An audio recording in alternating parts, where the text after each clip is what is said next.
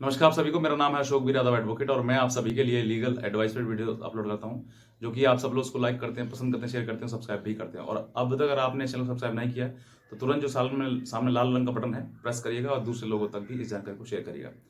तो बहरहाल अब तक की जो ब्लैकमेलिंग जो हुई है, यानी कि काफ़ी लोग जो फंसे हैं, वो सबसे ज़्यादा जो तादाद है वो पुरुषों की है। यानी कि पुरुष किसी न किसी कारण से ब्लैकमेलिंग का शिकार हो जाते हैं। हो सकता है कि ये उनको अभाव हो, कि उनके उनके पास ये जानकारी ना हो कि ब्लैकमेलिंग होती है या फिर नहीं होती है, क्या होता है, इस तरह की जानकारी। जो लोग फंस जाते हैं, फंसने के बाद फिर वो वीडियो यूट्यूब पर सर्च करते हैं, फिर उसके बाद उनको पता लगता है कि ये चीज़ें हैं और ऐसे होती हैं, तो उनको समझ में आता है बाद में। लेकिन पहले अगर वो चीज़ें समझ में आ जाएं तो हो सकता है कि वो किसी ऐसी ब्लैकमेलिंग में ना फंस पाएं। तो आज का जो वीडियो है वो ये है कि अब तक तो पुरुषों के साथ में हुआ, लेकिन आज कुछ अलग, हालांकि काफ़ी लड़कियों के साथ में ये हो चुका है, लेकिन आज की जो स्टोरी है वो ये है कि ये जो घटना है वो लड़की के साथ में हुई और लड़की का फोटो उससे लेने के बाद, उसी का फोटो एडिट करने के बाद उसी को ब्लैकमेल किया गया, फिजिकल डिमांड किया गई उससे, उससे पैसे के लिए उससे कहा गया।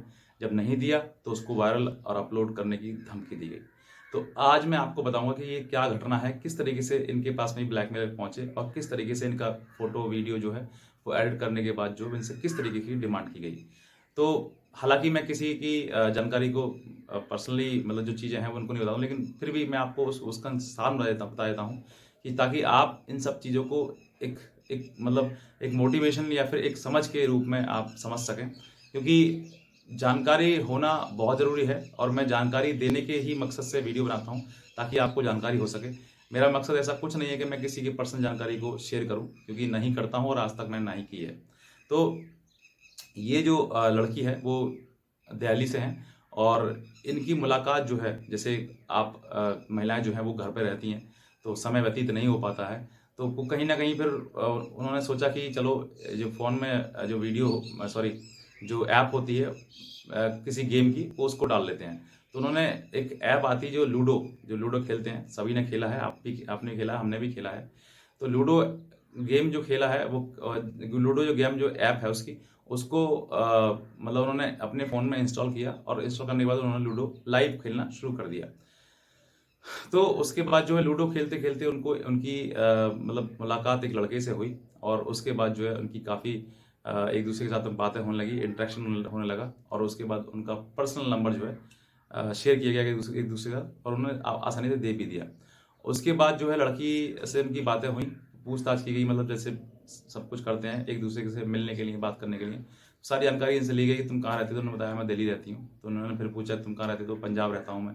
तो ऐसे कई मतलब सवाल करने के बाद जो है इनकी आपस में एक दूसरे के साथ दोस्ती हो गई और दोस्ती के बाद लड़के ने कुछ समय बाद जो है प्रपोज कर दिया। ये समय लगभग 1 महीने का होगा, जिसमें कि एक दूसरे की बातें करते रहे लगातार एक दूसरे से। उसके बाद जो है लड़का ने प्रपोज कर दिया, तो दोनों मतलब अब बॉयफ्रेंड गर्लफ्रेंड बन गए। तो अब इनकी जो बातें हैं वो ऐसी सीक्रेट बातें जो होती हैं वो भी होने लगी, वीडियो कॉल इनका होने लगा। उसके बाद लड़के ने डिमांड करी कि तुम अपनी फ़ोटोज़ वगैरह कुछ भेजो जो मतलब ऐसी हों जो बिना कपड़ों के हों।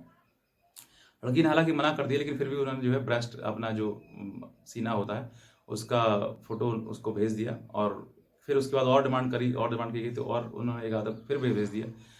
उसके बाद जो है उस लड़के ने जो है उनसे पैसे की मांग करी। हालांकि मांग मतलब उसको ये नहीं कह सकते कि तुम्हारा, उन्होंने धमकी दी। बस उसने कहा कि मुझे ज़रूरत है, मुझे मतलब मेरे घर परिवार में ज़रूरत है मुझे पैसे की। तो उसने 10,000 की मांग करी। तो वो लड़की ने मना कर दिया कि मेरे पास पैसे हैं ही नहीं, मैं कहाँ, ना मैं जॉब करती हूँ ना कुछ करती हूँ, तो मैं कैसे पैसे दे सकती हूँ। तो पैसे देने के लिए उसने मना कर दिया। लेकिन कुछ समय बाद जो उसने फिर डिमांड करी फिजिकल नीड की, लड़की ने फिर उसको मना कर दिया, इग्नोर कर दिया। तो उसके बाद जो है उसने वो जो फ़ोटो जो भेजे थे उन्हीं को एडिट करके उन्हीं को गलत बना के उसके सामने पेश कर दिया कि ये तुम्हारे फ़ोटोज़ हैं, अगर तुम मेरे साथ में जैसे मैं कहूँगा नहीं करोगी या फिर फिजिकल नहीं करोगी तो मैं तुम्हारे फ़ोटो जो है ये अपलोड हर जगह कर दूंगा और तुम्हें कहीं पर नहीं छोड़ूंगा, तुम्हारी शादी भी नहीं होने दूंगा।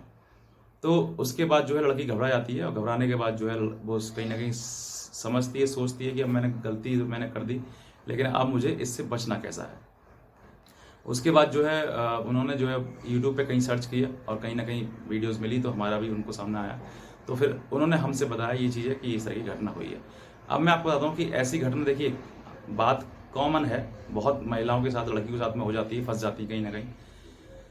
लेकिन अब आपको ये चीज़ें समझनी है कि अगर हम ऐसी चीज़ें इंटरनेट पे कहीं पर भी करते हैं तो बहुत ज़्यादा दिक्कतों का सामना आपको करना पड़ सकता है।